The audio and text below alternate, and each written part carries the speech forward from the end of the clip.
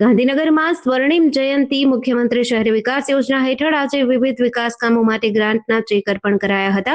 નાગરિકોની સુખાકારી, માળખાકીય સુવિધાઓના વિકાસ અને જીવન ધોરણ ઊંચું લાવવાના હેતુથી આ ગ્રાન્ટ ફાળવવામાં આવી છે. પ્રવક્તા મંત્રી જીતુ વાઘાણીએ જણાવ્યું કે વર્ષ 2005થી આ પ્રકારે શહેરી વિસ્તારોના વિકાસ માટે ગ્રાન્ટ આપવાની શરૂઆત કરવામાં આવી હતી. આજે મુખ્યમંત્રી દ્વારા અત્યાર સુધીમાં અંદાજે ₹30,000 કરોડની ગ્રાન્ટ અર્પણ કરવામાં આવી છે. મુખ્યમંત્રીએ શહેરી વિકાસને લઈને જરૂરી માર્ગદર્શન અને સૂચનો આપ્યા હતા. ખાસ કરીને નગરપાલિકા અને મહાનગરપાલિકાઓ દ્વારા માળખાકીય સુવિધાઓ મજબૂત બનાવવા તેમજ નાગરિકોનું જીવન ધોરણ વધુ ઊંચું લાવવા સતત પ્રયાસો કરવા પર ભાર મૂક્યો છે. સાથે જ મુખ્યમંત્રીએ સ્વચ્છતા અંગે નગરપાલિકા અને મહાનગરપાલિકાઓની તાકીદ કરી છે. માત્ર સ્વચ્છતા અભિયાન પૂરતું નહીં, પરંતુ શહેરોમાં નિરંતર સ્વચ્છતા જળવાય તે માટે સ્થાનિક સ્વરાજ્યની સંસ્થાઓએ ખાસ ધ્યાન આપવું પડશે. શહેરી વિકાસ માટે સરકારની કામગીરી અને સ્વચ્છતા અંગે મુખ્યમંત્રીએ મહત્વના સૂચનો આપ્યા હતા. શ્રી નરેન્દ્રભાઈ મોદીએ ગુજરાતમાં શરૂ કરેલી સ્વર્ણિમ જયંતી મુખ્યમંત્રી શહેરી વિકાસ વર્ષ યોજના, આ યાત્રા એ વિકાસની અનેરી ઊંચાઈઓ ઉપર વડાપ્રધાન શ્રી મોદી સાહેબના નેતૃત્વમાં 2005થી શરૂ થઈ 20 વર્ષની પણ વિશિષ્ટ ઉજવણી માનનીય પ્રધાનમંત્રી શ્રી ગુજરાતમાં આવ્યા અને વિકાસની વિશિષ્ટ ઉજવણી, લોકોની સુખાકારી માટેની, શહેરીજનોની સુખાકારી માટેની કરોડો અબજો રૂપિયાની ગ્રાન્ટો આપવાની શરૂઆત થઈ. આજે 25-26ના નગરપાલિકા અને મહાનગરપાલિકાના ચેક વિતરણ કાર્યક્રમ લાડીલા રાજ્યના મુખ્યમંત્રી અને વડાપ્રધાનશ્રીના માર્ગદર્શન, માનનીય અમિતભાઈ શાહના માર્ગદર્શન નીચે મુખ્યમંત્રી ભૂપેન્દ્રભાઈએ સમગ્ર રાજ્યમાં વિકાસની નવી ઊંચાઈઓ એ જનતાને પ્રાપ્ત કરાવી છે. એક નગરપાલિકાના નેમનગરના પ્રમુખ તરીકે જવાબદારી લઈને આજે મુખ્યમંત્રી તરીકે માનનીય ભૂપેન્દ્રભાઈ જવાબદારી વહન કરી રહ્યા છે, ત્યારે આજે જે પ્રકારે એમણે દૃષ્ટિકોણથી, વિઝનથી સૌ એડમિનિસ્ટ્રેશન, સૌ પદાધિકારીઓને પણ વિશિષ્ટ રીતે એમણે માર્ગદર્શન અને સૂચનો કર્યા છે. મિત્રો, મને જણાવતા આનંદ થાય છે કે રાજ્યની નગરપાલિકા, મહાનગરપાલિકામાં વસતા લોકોની માળખાકીય સુવિધાઓ ઉપરાંત એમનું લાઈફ સ્ટાન્ડર્ડ એ પણ કેવી રીતે વધે એની ચિંતા માનનીય મુખ્યમંત્રીશ્રીએ આજે પણ કરી છે. એમાં સુધારો પણ થયો છે. માનનીય મોદી સાહેબે શરૂ કરેલી આ યાત્રા, મને એવું લાગે છે કે દેશમાં પ્રથમવાર આ પ્રકારે શહેરો તરફ સીધી જ ગ્રાન્ટો આપીને એમણે શરૂઆત કરી. 660 કરોડથી 2005માં શરૂ થયેલી યાત્રા આજે 40%નો ઐતિહાસિક વધારો એ 24-25 ને 25-26માં છે. 30,325 કરોડ રૂપિયા એ 25-26માં આજે અપાયા છે. હું માનનીય મુખ્યમંત્રી શ્રી ભૂપેન્દ્રભાઈને માનનીય વડાપ્રધાનશ્રીએ જવાબદારી સોંપ્યા બાદ પણ આંકડા આપની સમક્ષ, રાજ્યની જનતા સમક્ષ મૂકવા માંગુ છું.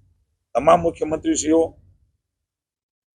રાજ્યનાએ માનનીય મોદી સાહેબે શરૂ કરેલી યાત્રામાં અવિરત વિકાસની ઊંચાઈઓ અને ગતિ એ વધારી છે. મને કહેતા આનંદ છે કે 21-22માં અલગ અલગ પ્રકારે 11,000, 16,000, 11,000, 21,000 ને હવે 30,000 કરોડ રૂપિયા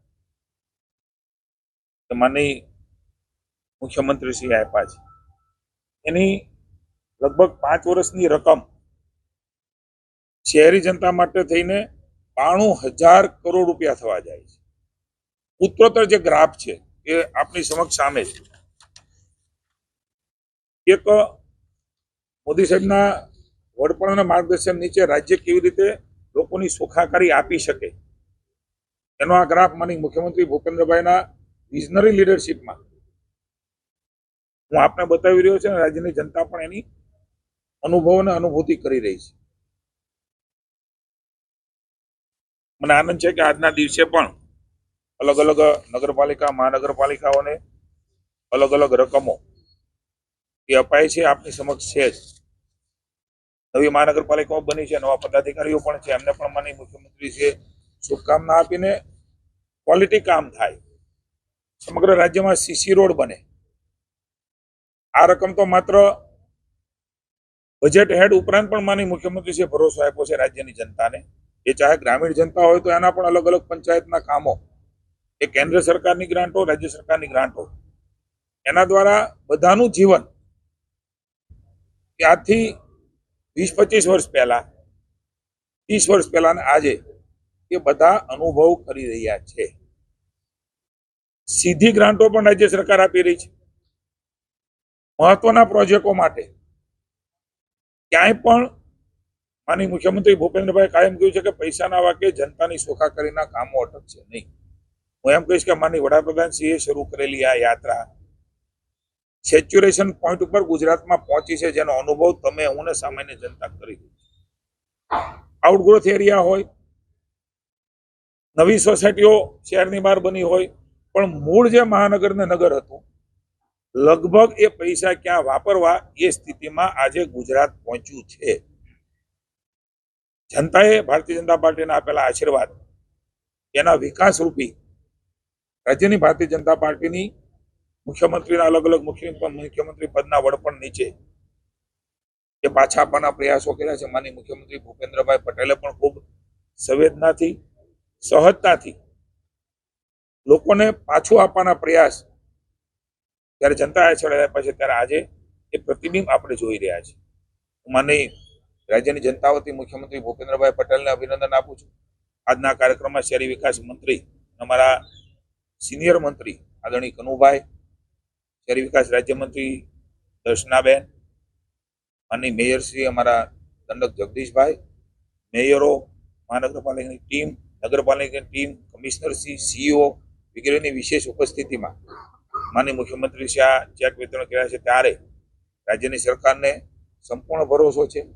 હજી પણ નવી વિકાસની માળખાકીય સુવિધાઓમાં જનતાનો હેપીનેસ ઇન્ડેક્સ કેવી રીતે વધે, એની માળખાકીય સુવિધાઓ કેવી રીતે પ્રાપ્ત થાય, એના માટેના પ્રયાસો અવિરતપણે રાજ્યની સરકાર ચાલુ રાખવાની છે. આ તકે હું રાજ્યની જનતાને પણ અભિનંદન આપું છું. આપના થકી બનાવેલી સરકાર, આપના આશીર્વાદથી બનેલી સરકાર એ હંમેશા રાજ્યની જનતાની તમામ વર્ગની એ ચિંતા કરીને સર્વગ્રાહી રીતે આપણું રાજ્ય એ વધારે વિકસિત થાય. 2047માં મોદી સાહેબના નેતૃત્વમાં વિકસિત ભારતની જે કલ્પના છે, એમાં ગુજરાત વધારે અગ્રસર રહે, એના માટે ગ્રીડથી માંડીને અનેક વ્યવસ્થાઓ માની મુખ્યમંત્રી ઊભી કરી છે, અને એના ઇન્ડિકેટર્સ એ પણ નક્કી કર્યા છે. ત્યારે ઇન્ડિકેટર્સ મુજબ સ્વચ્છતાના પણ હંમેશા વડાપ્રધાનશ્રી આગ્રહી રહ્યા છે, અને આજના પોતાની વાતમાં પણ મુખ્યમંત્રીશ્રીએ સ્વચ્છતાના ક્રમમાં આપણું નગર મહાનગર કેવી રીતે આગળ વધે, ગામડું કેવી રીતે આગળ વધે, એની પણ ચિંતા વ્યક્ત કરી છે. એમના માટે પણ માર્ગદર્શન આપ્યું છે. ત્યારે સૌ સાથે મળીને 2047માં આપણું ગુજરાત એ વધારે અગ્રસર વિકસિત ભારતમાં રહે, એના માટેના સૌ પ્રયાસો કરીએ. સૌ રાજ્યના શહેરીની સુખાકારી માટે મળેલા રકમને માટે હું ખૂબ ખૂબ રાજ્યની જનતાને, મહાનગરની અને નગરપાલિકાની જનતાને અભિનંદન આપું છું. ને એક નવા જ અભિગમ સાથે સીસી રોડ એનું પણ પ્લાનિંગ સાથે, આયોજન સાથે એમનું પણ સૂચન અને માર્ગદર્શન મુખ્યમંત્રી સાહેબ છે. ત્યારે હવે એક નવું જ ગુજરાત, નવી વિકાસની ઊંચાઈ પર આપણને જોવા મળે.